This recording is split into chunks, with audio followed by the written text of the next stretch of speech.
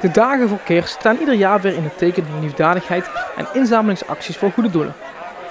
Ook op het Raadcollege werden tijdens de actieweek diverse activiteiten georganiseerd voor Stichting Opkikker, waaronder ook een veiling van producten en diensten.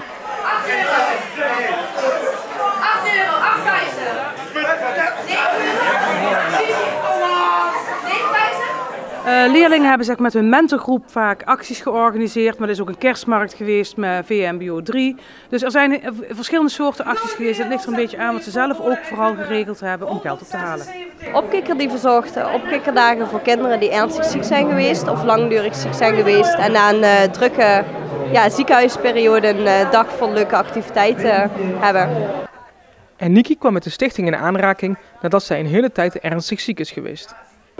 Ja, ik ben februari dit jaar ernstig ziek geweest. Ik ben getroffen door de vleesetende bacterie en heb 11 weken lang in het radboud gelegen.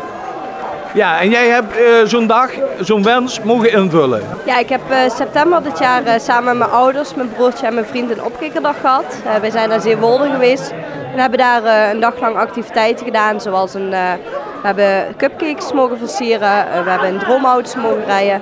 We hebben een helikoptervlucht gemaakt, we hebben een speedboot mogen varen, we hebben een fotoshoot gehad en een beautybehandeling. De jongeren dragen het goede doel voor de actieweek zelf aan. Leerlingen kiezen het goede doel. Zo rond oktober starten wij met het vragen van leerlingen welk goed doel zouden we dit jaar kunnen gebruiken voor onze kerstactie. En uit aanmeldingen kiezen we dan het doel dat het beste past bij onze leerlingen, dus dat het echt van, voor en door leerlingen is. De hele school kwam in actie voor Stichting Opkikker. De jongens van VWO 5 hebben kerstradio Rijland georganiseerd. Er konden leerlingen 2-3 dagen plaatjes aanvragen. Die hebben €450 opgehaald.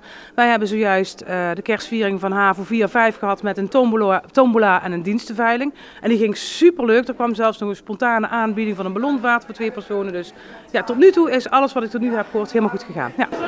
Ik zag gisteren iets van €400, €450 voorbij komen. Maar ik hoop natuurlijk hier vandaag al de bieding net.